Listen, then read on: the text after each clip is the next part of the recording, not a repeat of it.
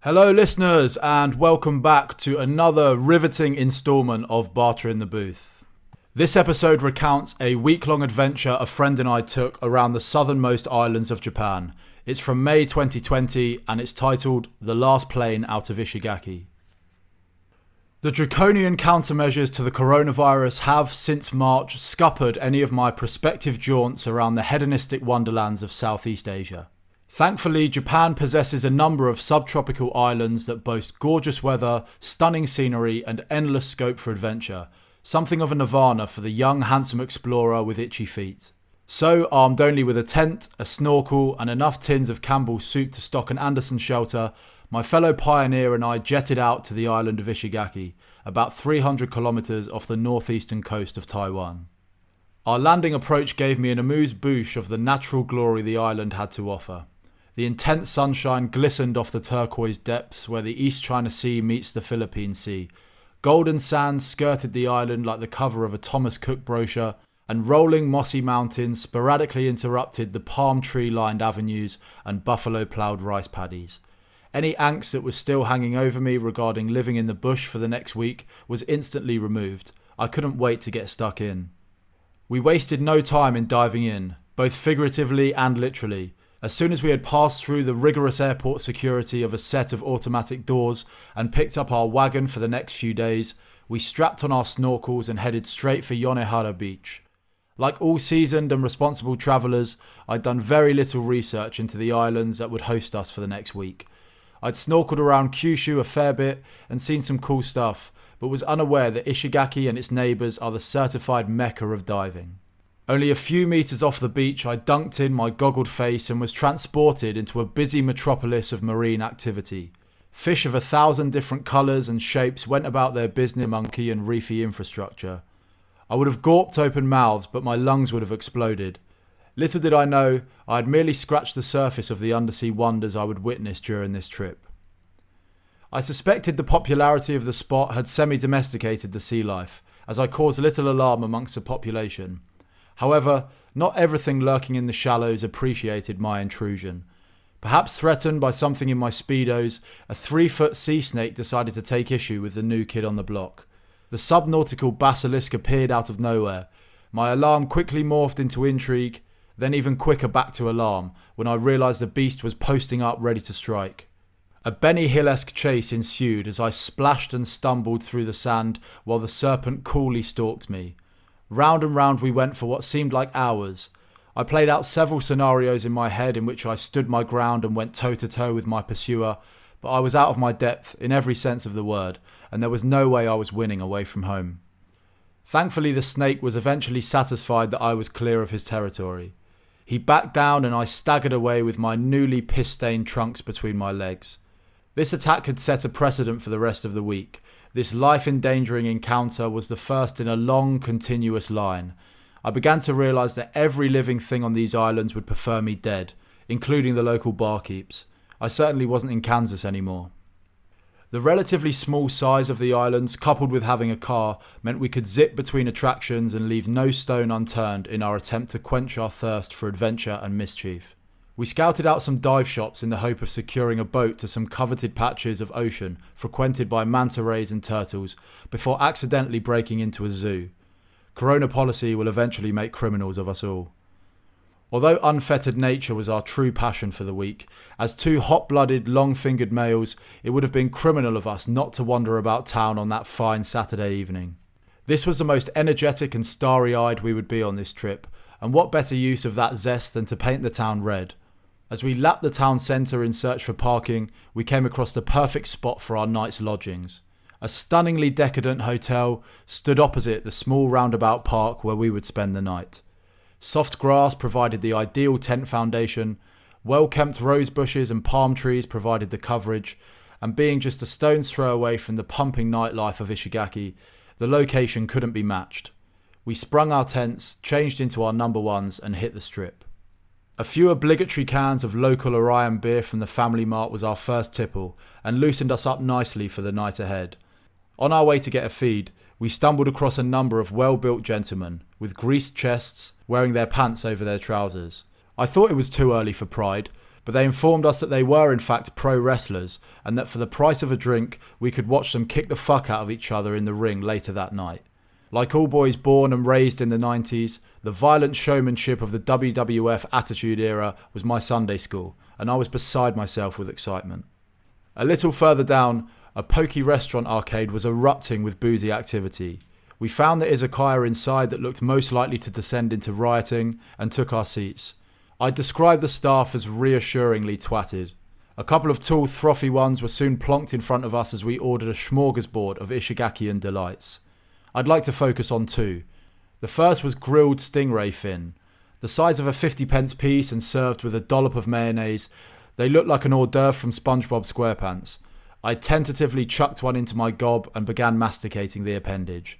It was like a fishy Haribo cat treat. Certainly a good anecdote for dinner parties, but if someone ever offered me one again, I'd fucking glass them. The second island speciality was the fried chicken onigiri, which was a proper bit of scran, made even better by the pantomime involved in its construction. We were given the constituent ingredients of the chicken cutlet, rice ball and sauces, and aggressively talked through the assembly process. First, you put your hand in a small plastic bag, like you're about to pick up some dog shit. Next, you lay the chicken cutlet on your palm and squirt on the tonkatsu sauce and mayonnaise. Then you carefully balance the dense rice ball atop the cutlet and fold over the plastic bag so that the onigiri is now fully encased. The next step took me by surprise. You take your other hand and slap the onigiri like a bongo drum that burnt dinner until it's two-dimensional. Only now was the dish ready to eat, and it was fucking delicious. After sinking a few more jars, we staggered over to the wrestling area, quaking with anticipation. We sat for what seemed like an age shooting the shit with the old guard about the noble art of throwing Mexican dwarves through tables. His stories from the trade were fascinating, but I had a hearty bloodlust on. I wanted high-octane violence. Eventually the two fighters made their entrances to the wild roar of the crowd, us and a table of drunk children. They lacked a certain amount of flair and showmanship, but they seemed ready for war. The bell sounded and the pair locked together like two great stags. Both tried to attain the upper hand by twisting and pulling at his opponent, but it soon became a stalemate and the referee interfered to break them apart. This reoccurred several times and I began to feel a tad dejected. My drunken cries of "hurt him" and "do him some serious damage" seemed to fall on deaf cauliflower ears. For their next gambit, the pair exchanged increasingly powerful chest slaps to the delight of the crowd. With each exchange, the crowd became more and more animated until one slap flung the recipient across the ring, folding him to his knees in agony. We watched on with glee and hollered with all the tenacity of a gladiator crowd. Soon the contenders were throwing, slamming, flipping, crushing and booting each other around the ring like an action man in the hands of a Mountain Dew-fueled toddler. Unfortunately, both came away unscathed, but they still put on a hell of a spectacle. After a congratulatory/consolidatory beer with the war-torn foes, we found ourselves back on the strip. More mischief was certainly on the cards, but the plight of Corona had castrated the watering holes of Ishigaki. We were consistently met with locked doors or open doors with no one behind them. A few tins and unsuccessful laps later, and we decided to head back to our abodes. I'd be lying if I said that the thought of camping in the stifling tropical heat hadn't been a cause for concern. But on that first night, the novelty of the whole thing, coupled with being more than half pissed, laid those concerns to rest. Interestingly, it was not the heat, nor bugs, nor discomfort that kept me up that first night, but rather the sound of what seemed to be several cats being violently raped to death. I've never known a racket like it, and I've lived with several amateur DJs. Thankfully, the booze eventually took its toll and I was out like a light. As you would expect, the park was fairly nondescript in the dark. But waking up the next morning was a religious experience. I felt like I'd been punted in the skull by one of the wrestlers, but unzipping my tent to reveal the Garden of Eden soon soothed my pain. The darkness had also hidden the top-notch facilities the garden had to offer. A hosepipe fitted with a spray gun attachment provided us with the perfect cooling morning shower, and a water fountain kept us abundantly hydrated in the stifling heat. Access to fresh water is about as successful as morning get when you're camping on the fly. As fun as basking in our terrestrial paradise was, we had adventure to seek out. The beauty of camping is that when you wake up, you're already out, so it's really just a case of collapsing the tent, brushing the sand off your testicles, jumping in the car, and you're back on the road. Our first stop was Kabira Bay. The morning sunshine definitely helped, but even so, the views across the bay were some of the most stunning I've seen anywhere in the world. Japan usually conjures up images of futuristic metropoles, quaint Inaka villages and snowy mountains, and it was hard to believe that I'd got to this tropical paradise without using a passport. If you'd have shown me a photograph, I'd have wagered every country in the Caribbean and Southeast Asia before even considering Japan. However, a futile attempt with my phone proved quickly that a camera could not do this place justice. It was already airbrushed, filtered and balanced to perfection. My legions of Instagram fans would have to go without this one. As breathtaking as the view was from the observation deck, it didn't satiate our perishing thirst for natural beauty. We had already surveyed the Ishigaki in depth via snorkel, so now it was time for a new medium. A sexy, dangerous one that combines adrenaline-pumping fun with high-level undersea research. I am, of course, talking about the glass-bottom boat. We clambered aboard the sardine tin of a vessel, the last to do so, and a man with dreadlocks got us moving. Even in the shallows, the transparent floor provided a window into a world of sea life. Having already been immersed in this world, I quickly realised that what the glass was offering was of average importance to me.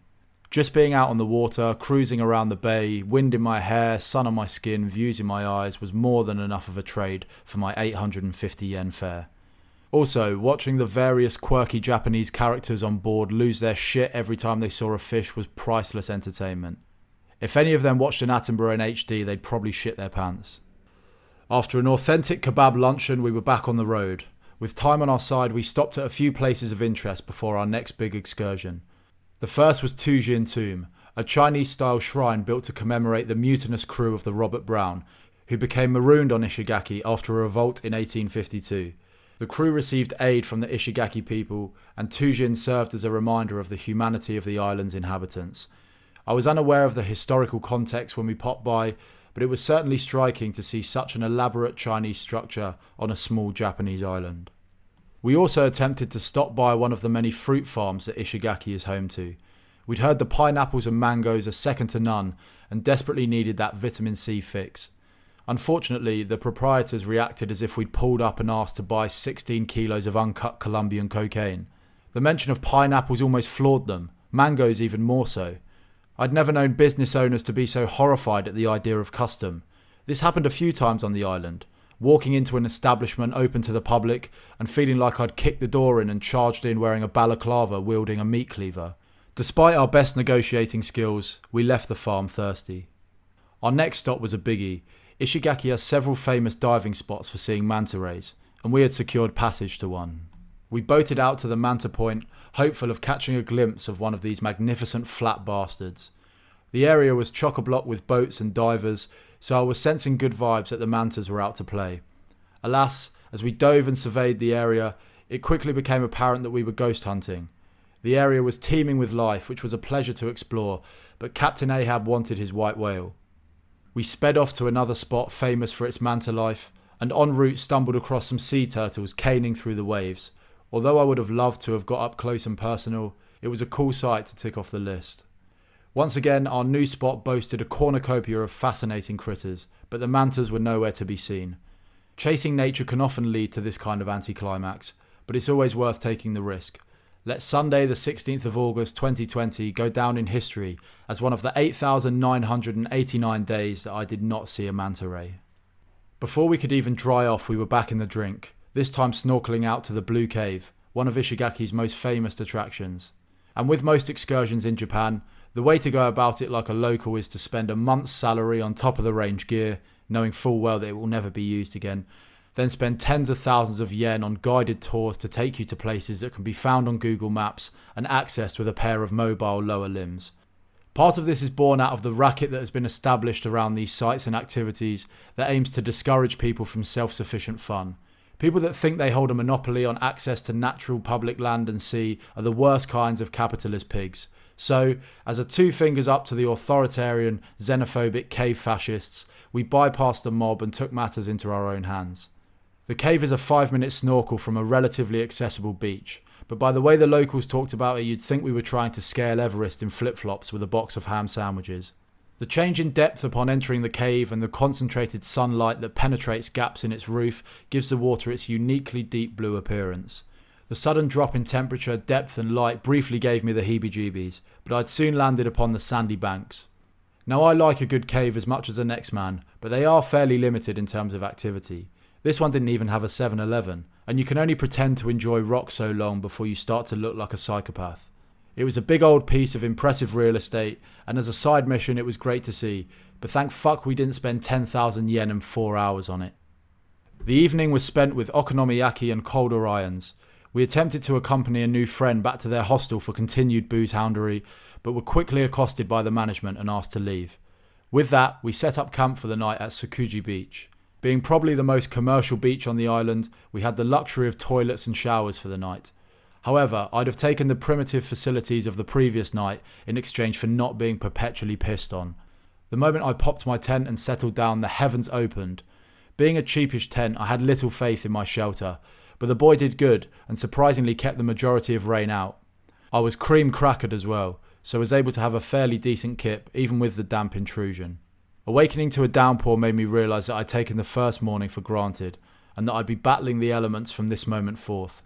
Thankfully it subsided fairly quickly and we were back to gorgeous sunshine in time for our hearty breakfast of muesli and peanut butter. Eating out of my mess tin for the first time made me feel like a true outdoorsman. One of the many things I've learned from this trip and others is don't trust anyone's opinions on anything. So many times while travelling, I've dragged myself to the big local attraction that everyone visits and it's been a crock of shite. And just as many times I've decided to go somewhere despite bad reviews and had an incredible time. It's important to realise that most people are complete softcocks with zero attention span and turn their noses up at any activity that isn't 100% comfortable and doesn't include a ready supply of fucking chicken nuggets. The Arakawa Falls are an example of such a place that has received uninspiring reviews. It was our first stop on the morning of day 3, and despite the indecisive weather, I thoroughly enjoyed it. I have always loved gorge scrambling, and Arakawa had a real peaceful, untouched feel to it. Despite its close proximity to the road, you really do feel like you're in the middle of the jungle. It's a fairly modest river, so you won't be throwing yourself off 10-metre cliffs into vast pools, but it's quick and fun to scramble up with some pools deep enough to swim and jump into. If you're on Ishigaki, you'd be a fool not to check it out. Despite my advice of ignoring people's advice, I would advise anyone to skip our next adventure, unless you get off on disappointment. But enough about my misses. Mount Omito is the highest mountain in Okinawa Prefecture and sits dead centre of Ishigaki. I feel it would have been rude not to leave the island without scaling the beast and adding the scalp to my ever-growing collection. Now I've hiked all over Yakushima and Kyushu and am the only man to have ever climbed Zenganzam Amakusa in Adidas sliders, but Omito caught me well off guard. I'm glad I laced up my trainers for this one. The route is not particularly long and not outrageously steep. It's not for the rank amateur, but it's nothing I haven't conquered before. The biggest obstacle is, for at least half the hike, the foliage was so thick and low that I was having to yomp while bent double. The alternative was to stand tall and have my eyes gouged out.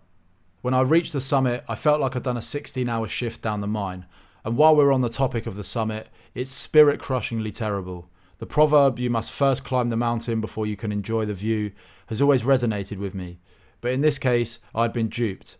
I'd climbed the mountain, I'd been savagely chowed on by midges and mozzies, I'd irreversibly bent my spine, I'd had my torso sliced up by the cutlass-like tropical leaves, and I was happy to weather the storm in order to reach my goal. But upon finally bursting through the last patch of thicket, I discovered that the fruits of my labour was a rusty old telephone mast and a delightful view of absolutely fuck all. To add insult to injury, tales of the hike had assured me of a luscious waterfall halfway up the trail. The thought of taking respite from the stifling heat and resting my weary bones in the comforting cool flows of that river kept my legs pumping through the more brutal sections of trail. What we found was a pissy stream not fit to bathe a hamster in. My lasting memory of Mount Omito is having strong telephone signal. So, achy, battered and bruised, we said a hearty fuck you to Mount Omito and sped off in the Nissan. Our feelings of injustice would soon be quelled as we approached the blue coral beach at Shiraho. These reefs are world famous for their beauty, diversity and accessibility. A local proudly told us that an Australian tourist had recently described Ishigaki's coral as better than the Great Barrier Reef. A scintillating review to be sure, but we had already come across our fair share of deluded and misinformed locals that had led us down the garden path, so we took the local advice with a large pinch of miso. The reefs were marked with large pillars, and the closest was a few hundred yards off the beach. Once again, to go about this through the official channels would probably involve spending 10,000 yen and 4 hours for some bloke to take us out on his boat. However, being robust young bucks, we fancied ourselves on the long swim. It took around 20 minutes to reach our landmark, but the shallow waters and abundance of sea life along the route made it far less intimidating than it sounds. Once past the bollard, the sea was bursting with huge reefs of 1,000 different shapes, colours and textures. I had seen spots of coral on some other parts of the island, but nothing on this scale. Each reef had its own unique character, inhabited by a fascinatingly diverse mixture of fishy citizens. Watching them interact with each other and their environment was so immersive. On several occasions I sucked in mouthfuls of water and nearly drowned whilst inadvertently being drawn closer into these ecosystems. Like a video game addicted teen telling his mum, just one more level before bedtime, I couldn't help but be drawn out further and further as one reef after another caught my eye. Regrettably, with the light and the weather beginning to dim, we eventually had to embark on the monster swim back to the beach.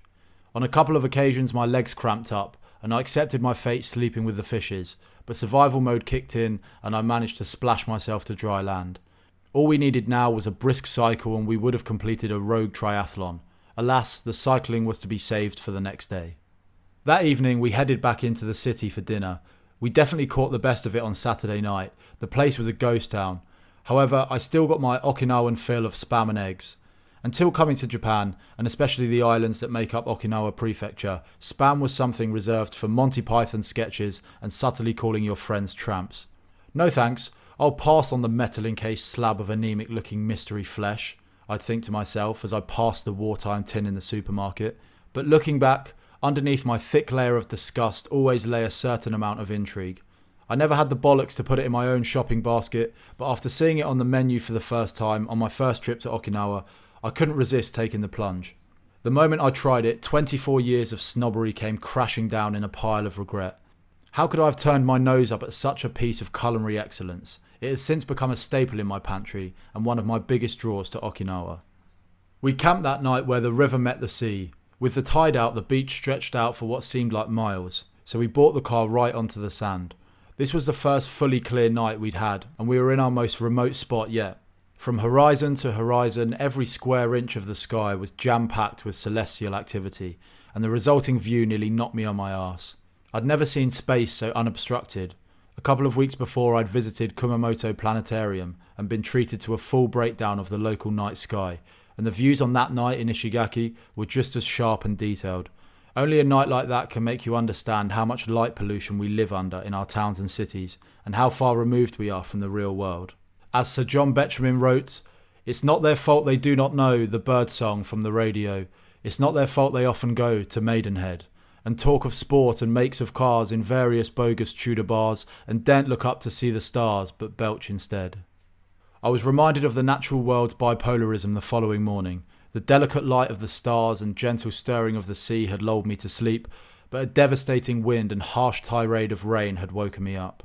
Once again, it was a case of emptying the tents before our few possessions were lost to water damage, collapsing the tents before they became paddling pools, and retreating to the safe haven of the Nissan while the storm passed. Thankfully, after only a short stint fully reclined with my trotters up on the dashboard, we were graced with life-affirming morning sunshine. Today was our last day on Ishigaki, and after ticking off most of our to-do list, we enjoyed a well-deserved slow morning on the beach. I inflated my camping mattress, pump action, tossed it on the golden sand, and settled in for a nap. After being woken up so dramatically by the elements, coming to peacefully in the sunshine stood me in much better stead for the day. We were really just tying up loose ends and sprinkling the hundreds and thousands on what had been a delicious 99 over 4 days. Our first stop was a lookout point somewhere on the tip of the island. Its biggest attraction was its state-of-the-art public lavatories. When you don't know where you'll be calling home every night, it's important to make the most of these opportunities. After taking some time to blast through that Monday's cryptic crossword from The Guardian, I flicked up the metal toilet roll guard to reveal a spider the size of a fucking hockey puck. Sealed to the privy, the only recourse I had was to empty my arsenal of obscenities at the leggy, boggly-eyed cunt. I toed and froed between considering swatting the beast away or frantically waddling to the next cubicle.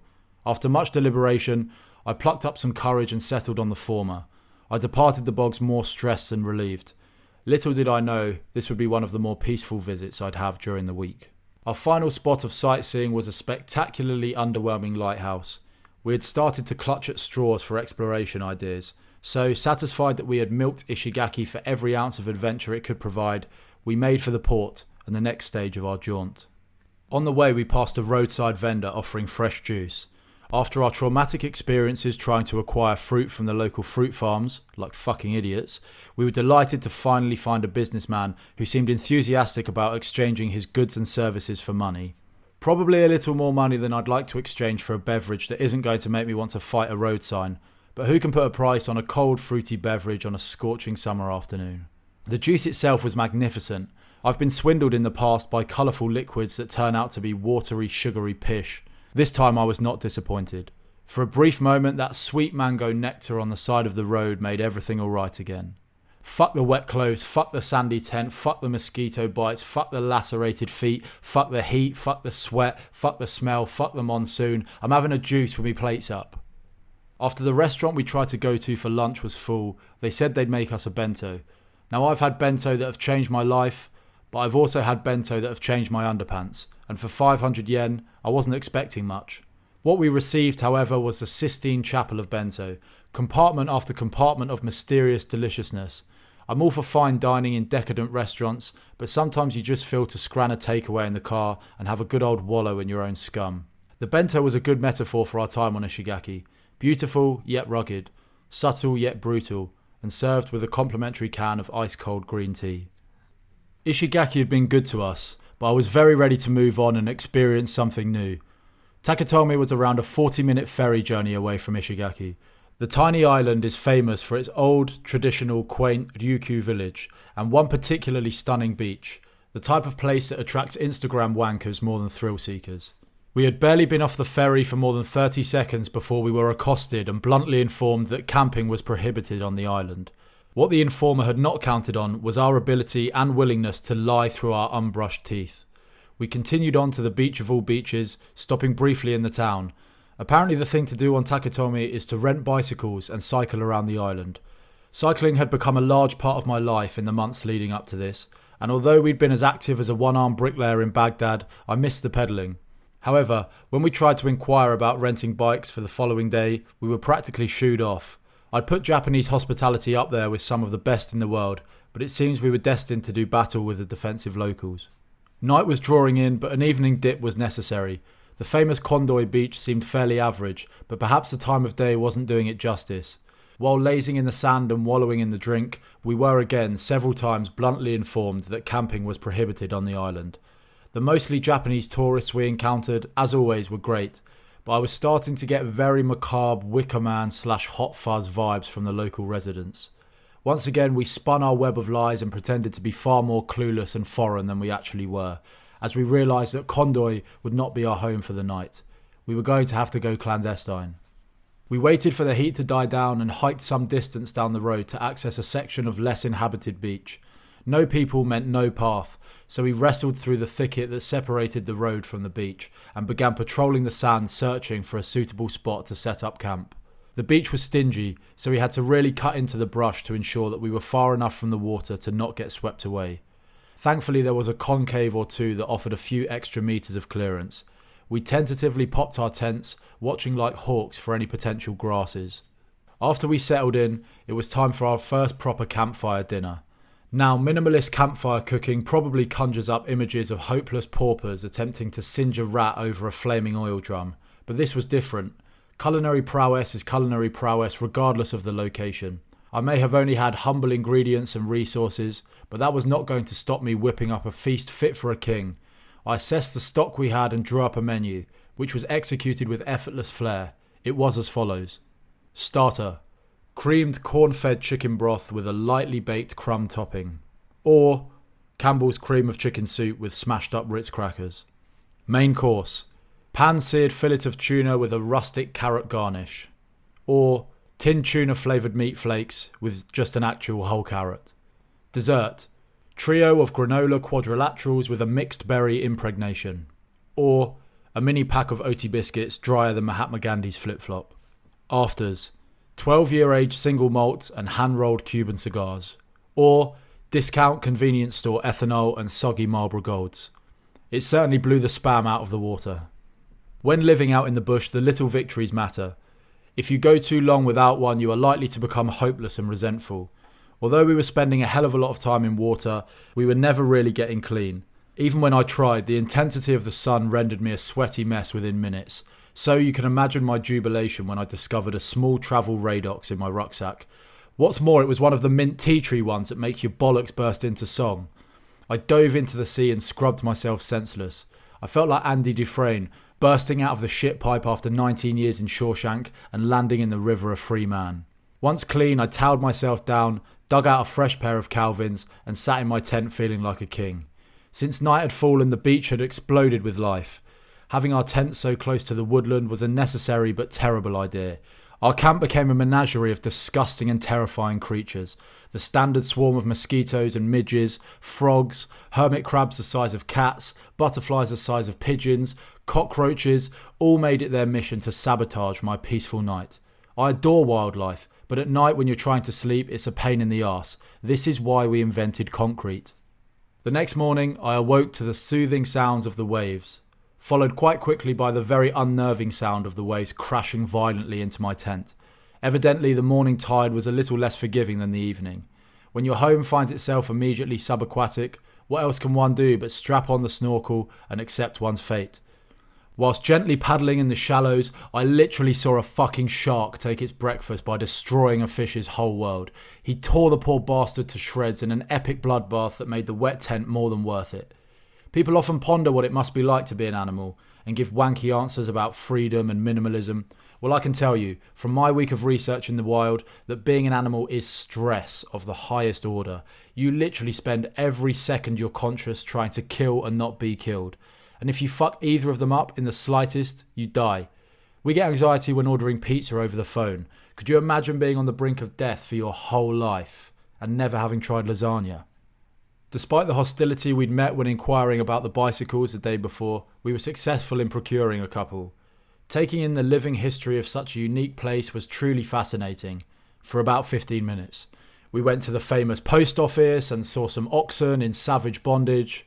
And when passing the only school on the island, I pondered the ethics of raising children in such a place. I'm conflicted. At the grand old age of 24, I've grown weary of the city and often fantasised about having a couple of acres in a Hampshire village. I understand more and more that regular connection to the natural world is essential for physical and mental robustness. And would spending a childhood running, climbing, fishing, hunting, swimming, surfing, driving illegally, drinking cider and paying extortionate prices for crap weed be such a bad thing? Is it worth weathering the knife crime and pedos just to have a Cineworld and Domino's on your doorstep? The obvious answer is no, but in my experience, people who grew up in the country do have a tendency to go batshit crazy at university.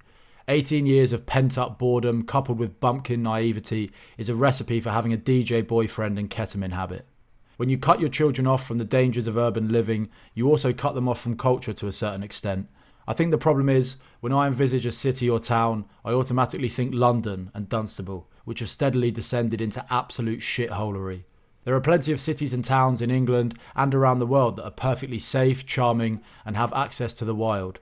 Hong Kong, for example, was a paradise of a city with such great nature on offer. It's a damn shame it's about to become a Chinese concentration camp. Takatomi is definitely too remote.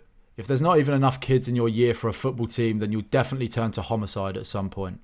Basically, I need somewhere away from the smog and acid attacks, but with enough concrete so that my kids know who Heady One is.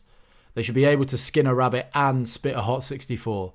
Play village cricket and frequent the local Wetherspoons, and drive a tractor to the local Turkish barbers.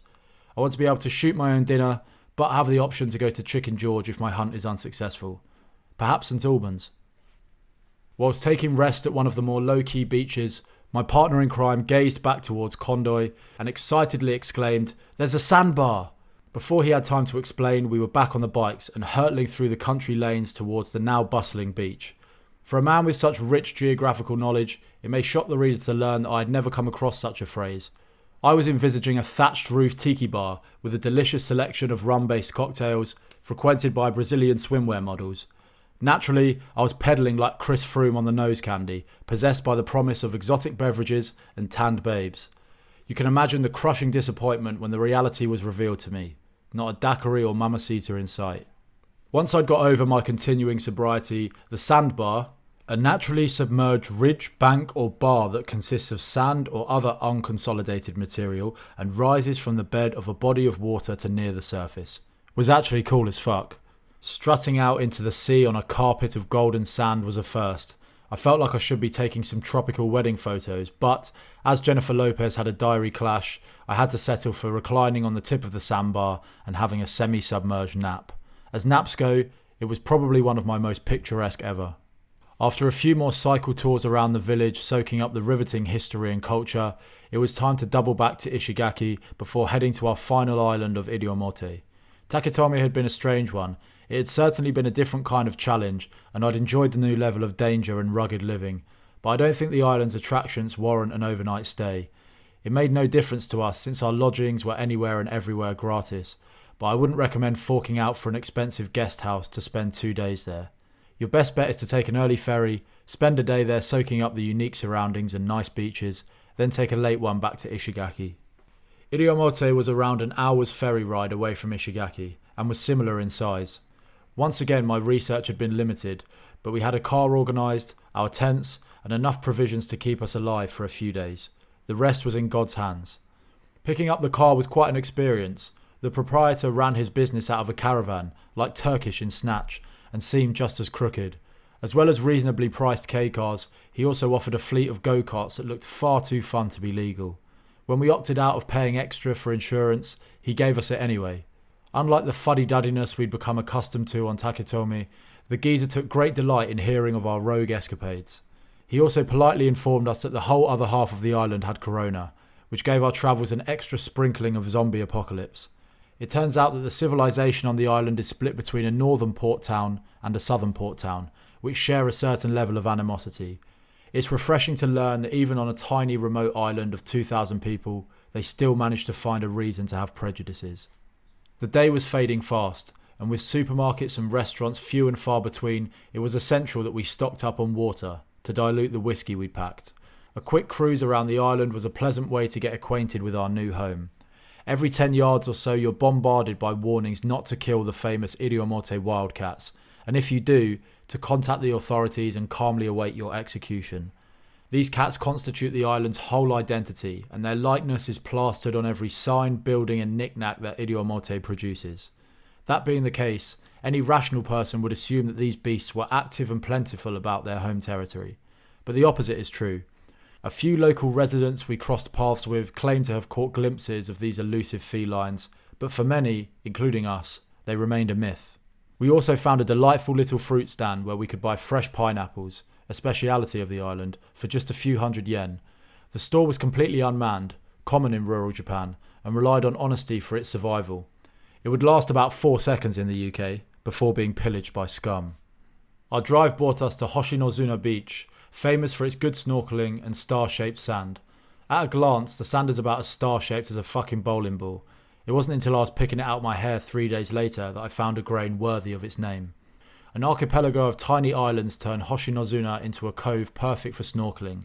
We goggled up after chewing the fat with a few locals about the ins and outs of the island, but due to the waning light, we could only glimpse the potential that the depths offered. At the dying of the light, we gathered our gear and set up camp. The beach was gorgeous, with ample space to avoid the encroaching waves, and even boasted lavatory facilities and a cute little restaurant that overlooked the bay. In the camping community, this is what's known as a great fucking spot. We sparked some kindling, tore open our various tins, packets and boxes, enjoyed our second wild meal and settled down for the night. It had been a long day, like them all. The next morning was, without a shadow of a doubt, the most gorgeous. I unzipped my tent to reveal the glittering ocean licking at the immaculate golden sand in front of me. The mossy islets peppering the cove were the only disruption to the smooth panorama. It had been too dark to fully appreciate the beach when we arrived, but in the pure light of the morning, it could not be bettered. People pay thousands of pounds to wake up to a view like that, and we had it for the price of a rudimentary tent and a set of bollocks. Being welcomed back to the world with such a perfect scene can't help but raise one's spirits to the maximum. I sucked in a lungful of crisp sea air, felt the warm embrace of the sun on my skin, and was ready to take on another day. We wasted no time in getting submerged. The light, coupled with the stillness and clarity of the water, made it prime dive time. Despite having done our fair share of diving so far, no two spots had been the same, and these waters too offered a smorgasbord of exciting new activity. The highlight for sure was finding an anemone inhabited by a family of clownfish. I often wondered why, out of all the tens of thousands of species of fish, Pixar settled on these little ones to be the cast of Finding Nemo. Seeing them up close, it became abundantly clear. Firstly, their colour is strikingly unique. When diving, I noticed a million different shades of blue, green, silver, black, yellow, and even red, but something about the chunky, luminous orange and white stripes of the clownfish really do jump out at you from the depths. Secondly, from what I saw, the clownfish live in obvious family units, with an adult breeding pair and a group of juveniles inhabiting a single anemone. I'd never seen fish behave in such a familial manner before, and it was fascinating to watch. Finally, for fish, they have noticeable personality. They weren't quoting Oscar Wilde or playing the spoons, but the way they carried on around the anemone, popping in and out to interact with me, and the parents chasing the youngsters around like Mrs. Brown with a rolling pin, was hilarious to watch, and perfect for the big screen. One of the main attractions of Idiomorte are its collection of stunning waterfalls that can be accessed by a variety of hikes, boats and kayaks. It was at the top of our to-do list and, feeling energised by a peaceful and explorative morning, we decided today was the day. Once again we were faced with the dilemma of paying outrageous sums of money to surrender our sovereignty to a tour guide or risking death to conquer the wild alone. We went down to the mangrove boathouse to consult with some chaps in the know. We met only one. An interrogation ensued in which he ducked and weaved our questions, double-backed on himself, tied his story in knots, and ultimately refused to spill the location of the hiking trail. Spurred on by the attitude of this little money-grabbing, nature-hogging prick, we were determined to go it alone. We had no information about the whereabouts of the mystery hiking trail, and I was preparing for an excruciating search around the island when I suddenly spotted a pink ribbon tied to a tree. In Japan, the pink ribbon is the universal symbol for hiking trails and gay sex. Either way, we were seeking adventure and the pink ribbons would be our guide. The start of the trail was well marked out. Despite having to cross streams, scale hills and slash through thicket, the pink ribbons kept coming. Then gradually, every 5 metres became every 10 metres. Then every 10 metres became every 20 metres. Then every 20 metres became about once a mile. By about halfway up, we were navigating unaided. And this was not just a case of following the path. This was a case of coming to a junction of a fast-flowing river with 5 different directions to choose from. This was proper off-road hiking that could have landed us in some serious danger. Every now and then, when sceptical of the path we'd taken, one of us would suddenly spot a faded old pink ribbon, and like an oasis in the desert, we knew we would survive. After a good few hours of stressful and strenuous trekking, we reached the top of Pinaisara no Taki, the highest waterfall in Okinawa. I think we were both under the impression that we were making our way to the bottom, but beggars can't be choosers. Although a little dip in the pool below would have been nice, surveying the mountains and jungles from atop a 55-metre waterfall was rather spectacular. I normally have a moderately crippling fear of heights, but I found myself able to creep right to the tip of the waterfall without my pelvis falling out of my arse. Like the majority of my achievements, I marked this one with a nap, riverside. The descent was not as simple as you'd expect. Just back the way you came doesn't really cut the mustard when you're surrounded by miles of identical jungle in all direction. But just like the way up, somehow our internal compass and sharp wits managed to guide us without going too far wrong. I'd never been so happy to see a car park. It had been some journey. After a seemingly innocuous swim in the cool river, I'd looked down to find my ankles pissing blood. Leeches. I'd walked through a million spider webs, some of the owners of which were the size of my hand. I'd seen toads that looked like they could choke out a bear, wild tortoises, lizards, and birds that belong in Jurassic Park. I'd been bitten and stung, slashed and bruised, but I'd had an enjoyable, challenging and rewarding afternoon. The evening was spent with dinner, ice cream and frosty beers on the restaurant terrace overlooking our beach. The dusk sky shone a fierce red, the ocean settled down for the evening, and in that moment, I was the most content man on earth. I awoke the next morning looking like John Merrick. I'd made the mistake of tying a sweaty singlet around my bonce for the duration of the hike, and every flying fucker that could bite had attacked my eyes and ears like they were smeared in raspberry jam. My face had swollen up like a water balloon. I was still the handsomest man on the island, but it was awfully uncomfortable. During my routine morning wallow, I once again found myself face to face with a sea snake. On this occasion, I wasted no time on entertaining the slithery bastard and splashed back to the beach like Michael Phelps having a seizure. I braved the water again for our morning snorkel, but was at my wit's end with being the island's chew toy. As much as I was loving the outdoor life, I think I missed the concrete. The Mariudu Falls were another hot ticket on the island.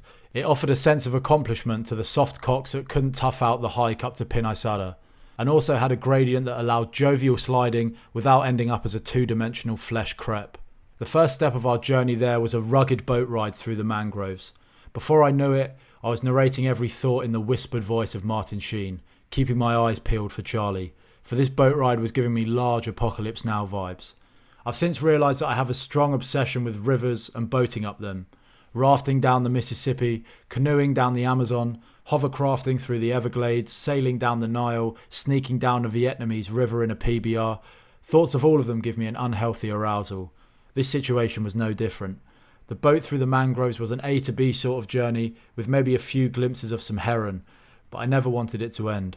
This was also because I was very unexcited by the prospect of another hike, the second leg of our search for Mariudu. Thankfully, the previous day's expedition made this feel like a stroll through the grounds of a country house. Right on cue, we arrived at the magnificent waterfall and the heavens graced us with a downpour of biblical proportions. The tourists that had been in and around the waterfalls frantically dressed and scarpered for the nearest spot of coverage, while I stripped off and made a dash across the rocks.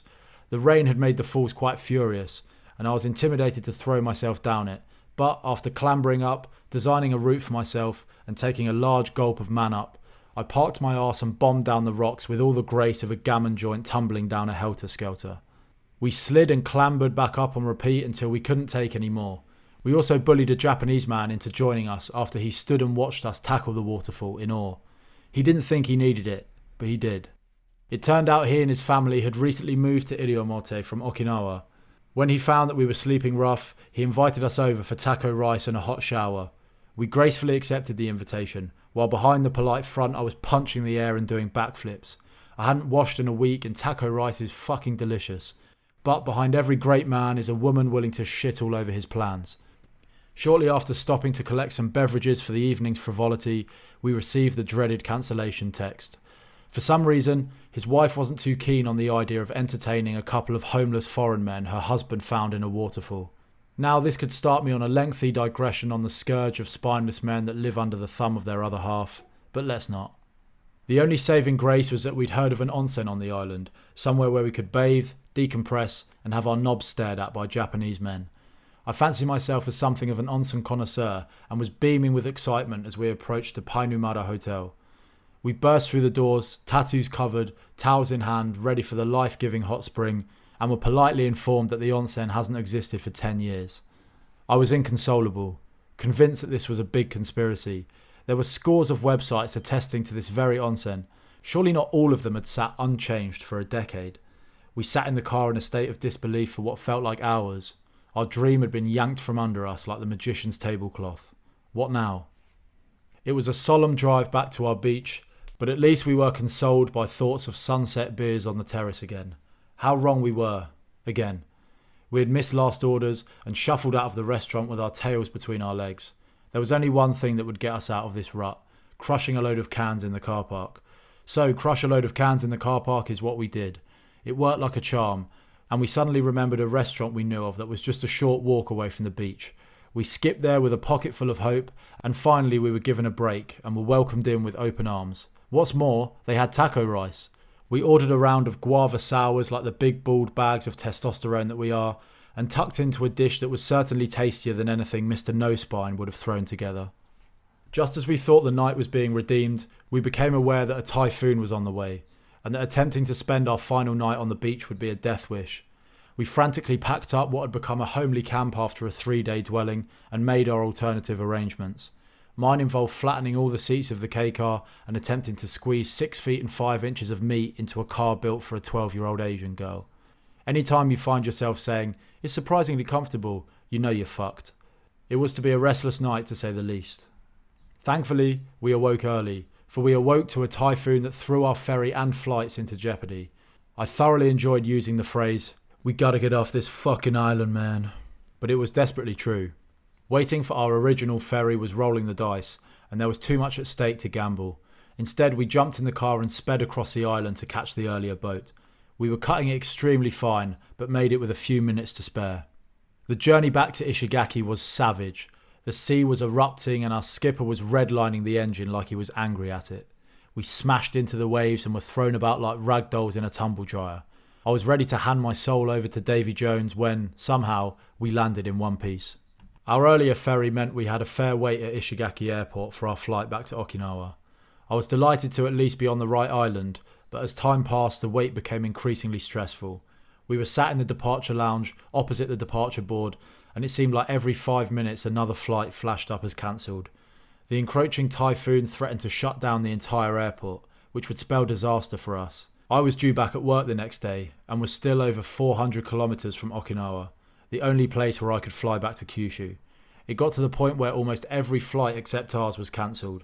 About half an hour before our boarding time, we got slapped with a 5-minute delay, which turned into a half-hour delay. I was terrified that this would morph into a cancellation, but my logic was that if they're hitting us with these short delays, then they must still be intending to fly. My hunch was right, and we finally boarded the last flight out of Ishigaki.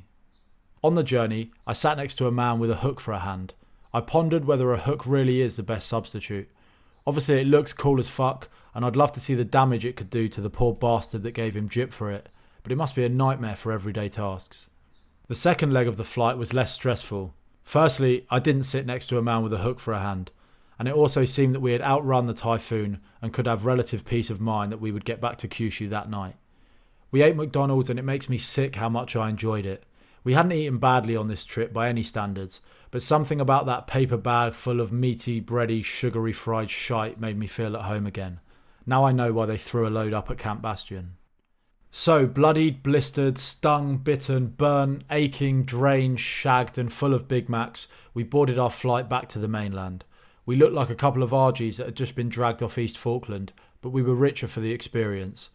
We had been to the bottom of the seabed and to the top of the highest mountain, seen sharks and snakes, lizards and frogs, tortoises and turtles, scaled waterfalls and boated down rivers, been scorched by the sun and drowned by the rain, not spent more than 1 hour indoors, taken every mode of transport available and gathered enough stories to ruin 100 dinner parties. We had fun.